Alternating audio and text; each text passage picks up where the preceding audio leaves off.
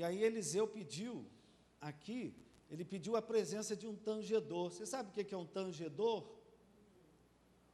Um tangedor é um arpista. Já viu alguém tocar? É um tangedor. Quer dizer, ele pediu a presença de um músico. Quem aqui, queridos, gosta de orar? Quando vai orar, põe música. Quando você vai buscar a Deus, você põe uma música. Quem aqui gosta de música? Né? Então, você presta atenção nisso aqui, querido. Isso aqui é muito interessante. Os músicos que trabalham na igreja, que nos servem na igreja, talvez eles não saibam o quanto eles podem influenciar no culto. O quanto eles podem influenciar na manifestação do poder de Deus na igreja. Amém, queridos? Não é? Muitas vezes, por falta de música, ou por falta de músicos, que não é o que aconteceu aqui conosco nessa manhã, graças a Deus, chuva caindo lá fora, dificuldade para chegar, mas estava todo mundo aqui tocando, louvando, cantando, não é? Mas às vezes, querido, por falta de um ministério de louvor, por causa de músicos, de pessoas consagradas, o poder de Deus deixa de se manifestar na igreja.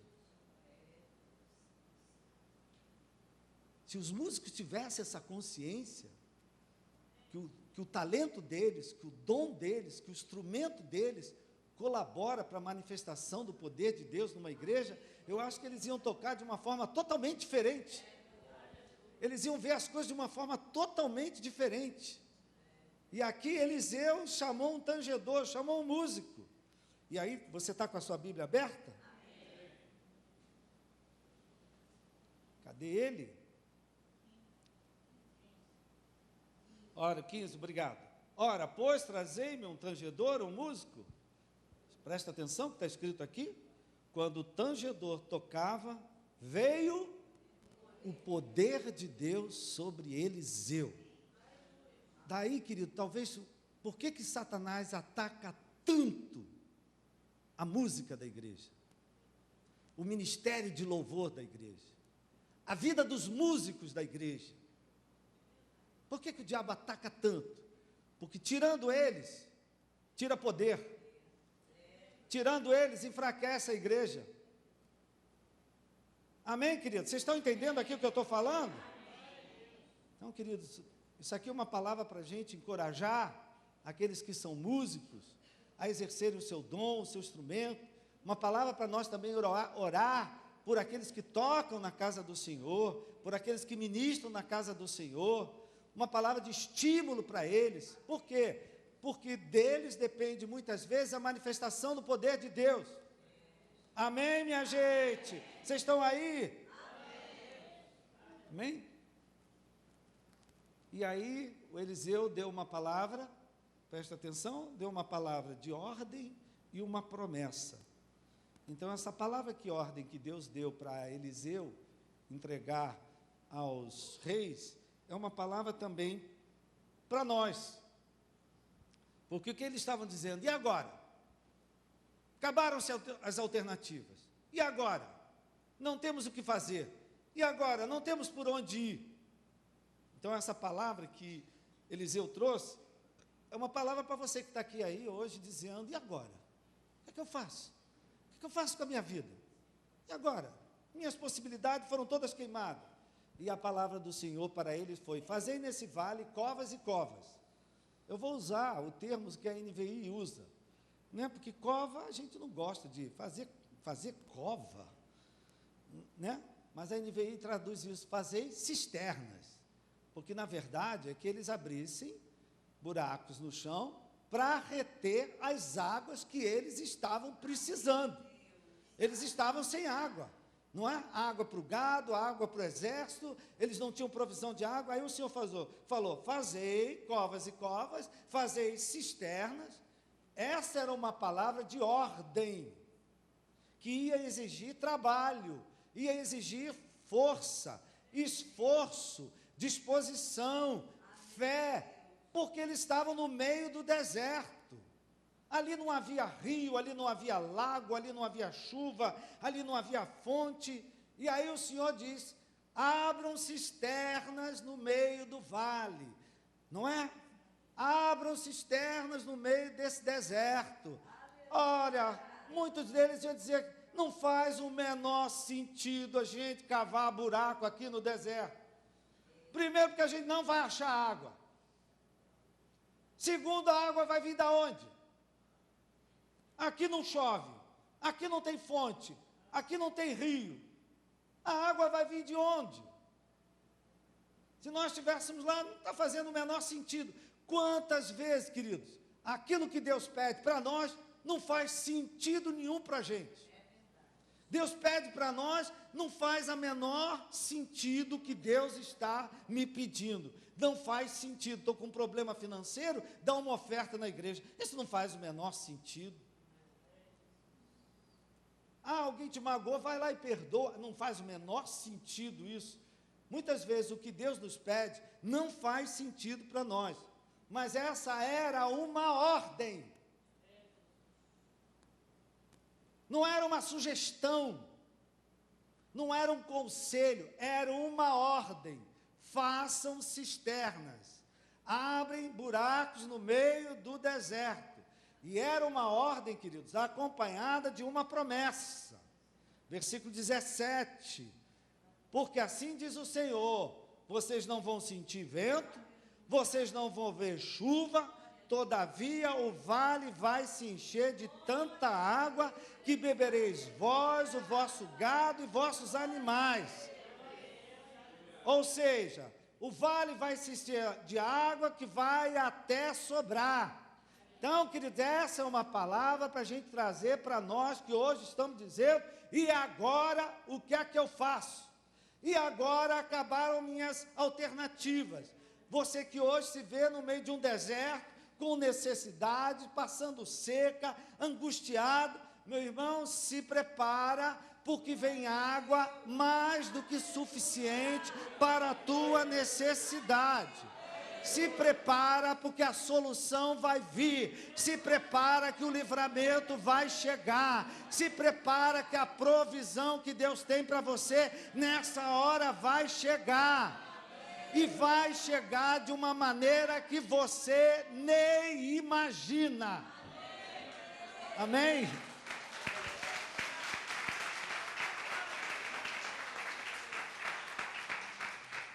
Talvez alguns de nós aqui que temos um problema hoje, que queremos resolver, a gente já está imaginando como é que pode ser resolvido. Ah, Deus vai fazer assim, não pode ser assim.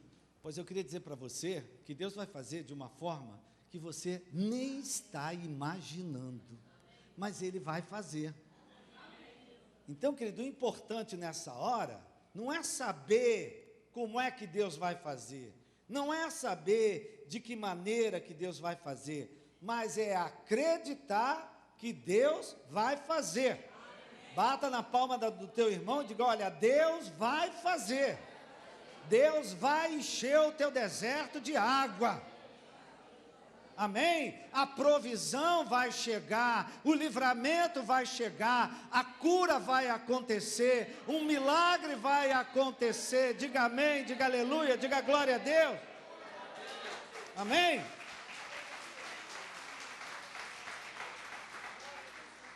Agora, meu irmão, são duas coisas: uma ordem e uma promessa.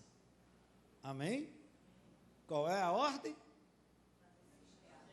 Preparar as cisternas. Então, olha aqui, querido, se eu hoje quero no meu e agora o que é que eu faço?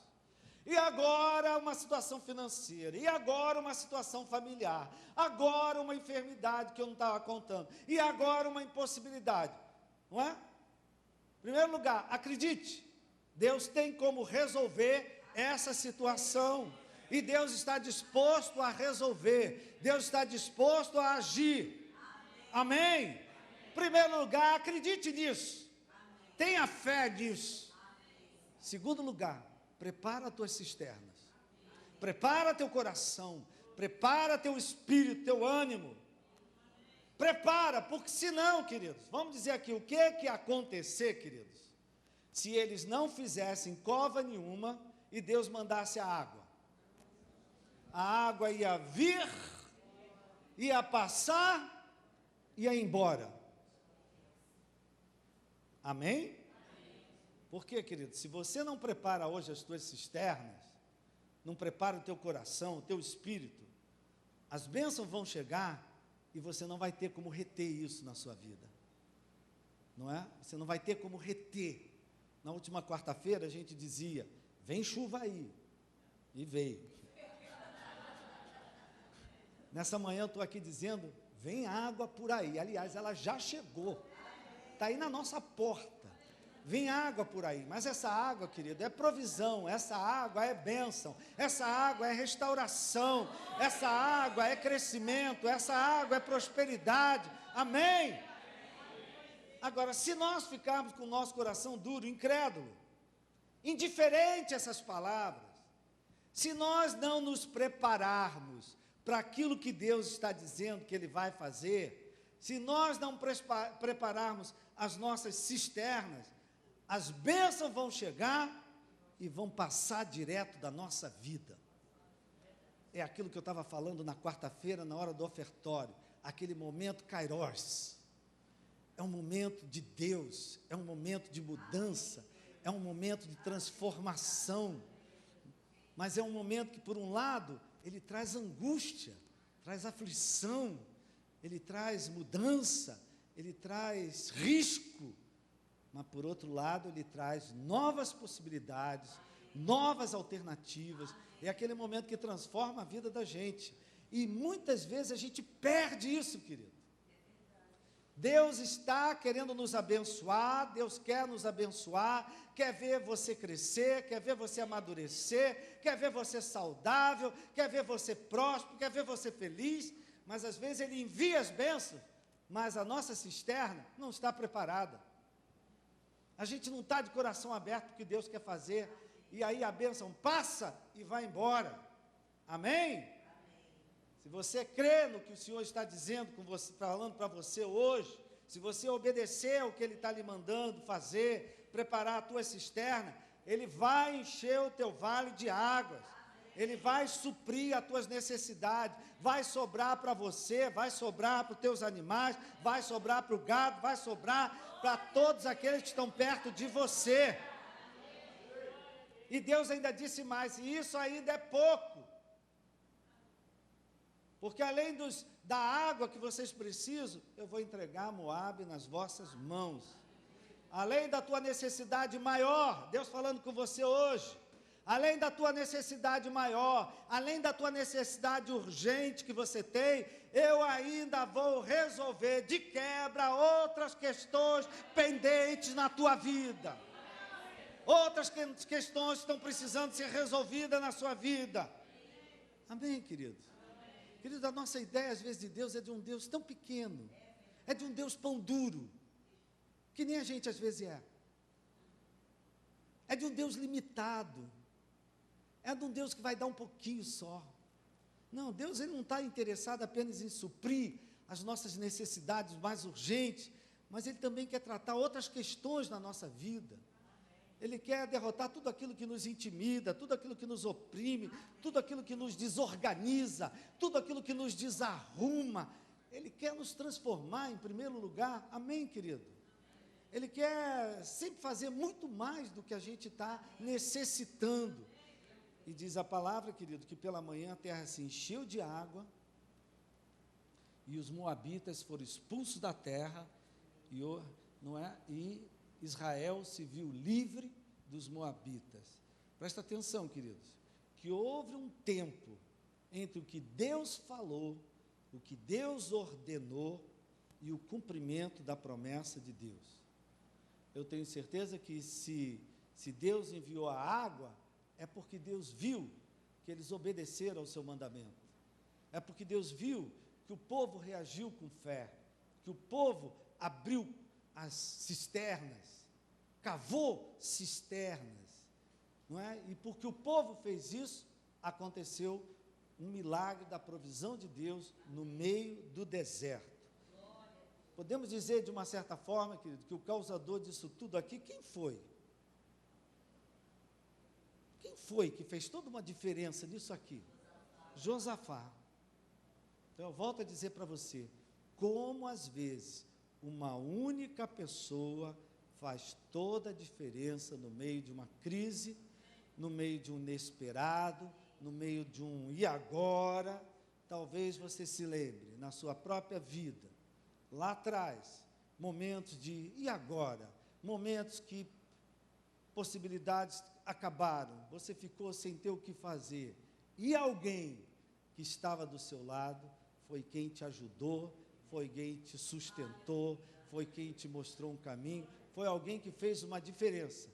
Hoje você dá graças a Deus e dá graças a Deus por aquela pessoa que estava do teu lado, te dizendo, confia em Deus, vamos buscar a Deus, Deus vai resolver, Deus vai solucionar. Quantos aqui se lembram de alguém que te sustentou numa hora difícil, que te sustentou num momento de crise, né? Então, querido, a gente tem que prestar atenção nessa hora, com quem a gente está se aliando hoje. Viu, meu irmão? Você que quer ver a bênção de Deus, que quer crescer, não fique se aliando com gente que é indiferente ao que diz a palavra de Deus. Não fique se aliando com incrédulos. Sai de perto de gente pessimista, gente negativa, amém? Sai de perto dessas pessoas fatalistas, dramáticas, né? Procure alguém parecido com Josafá. Procure alguém que teme a Deus. Procure alguém que confie em Deus. Procure alguém que busca a Deus, não é? Que busca a solução de Deus, não é? Procure alguém que creia em Deus. Amém, querido? Amém. Então, querido, agora essa palavra trazendo para a gente. Nessa manhã Deus está falando com você. Creia. Ele vai enviar a provisão. Ele vai enviar os recursos. A cura vai chegar. A libertação vai chegar. O livramento vai chegar. Ele vai enviar a água que você precisa. Talvez você não veja meios dessa solução acontecer. Quantas vezes isso é real conosco? A gente crê em Deus, mas a gente não vê meios de um milagre acontecer. A gente não vê meios de uma mudança. A gente não vê meios de uma transformação. Assim foi com Israel.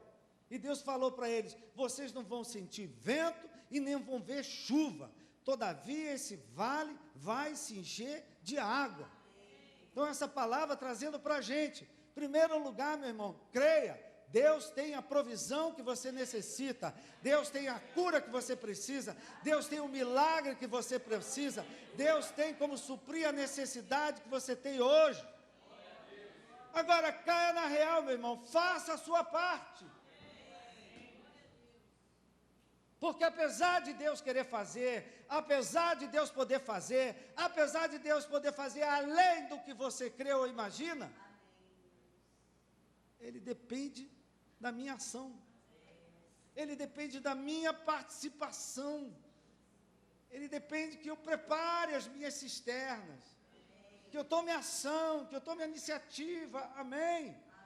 Que eu faça o que eu tenho que fazer para receber o que Deus quer me dar. Diga amém. Que eu faço o que eu tenho que fazer para receber as bênçãos que Deus está enviando para mim. Senão, queridos, a gente perde o momento da visitação de Deus da nossa vida. A gente perde aquele momento, Kairos, onde Deus quer operar uma mudança. E a gente, por incredulidade, ou a gente, às vezes, não toma iniciativa nenhuma, não faz nada, diz que entregou para Deus, mas não toma atitude no nada. A bênção veio, mas essa bênção não fica, porque não encontrou em nós, não nos encontrou numa posição de fé, numa posição de disposição, numa posição de cavar cisternas, numa posição de fazer o que eu tenho que fazer. Amém, queridos? Não é? Talvez você esteja vivendo um momento assim. E agora? Meu irmão, Deus está falando contigo nessa noite, Ele vai dar a provisão. Agora, você tem que cavar as tuas cisternas. Isso vai exigir de você fé, isso vai exigir de você coragem, isso vai exigir de você esforço, disposição, mas disso vai depender tudo que vem depois. Você está entendendo? Disso vai depender tudo que vem depois. Disso vai depender o teu deserto, ser transformado num vale de águas, trazendo cura, restauração, renovação e livramento para a sua vida. Dê uma salva de palmas ao Senhor.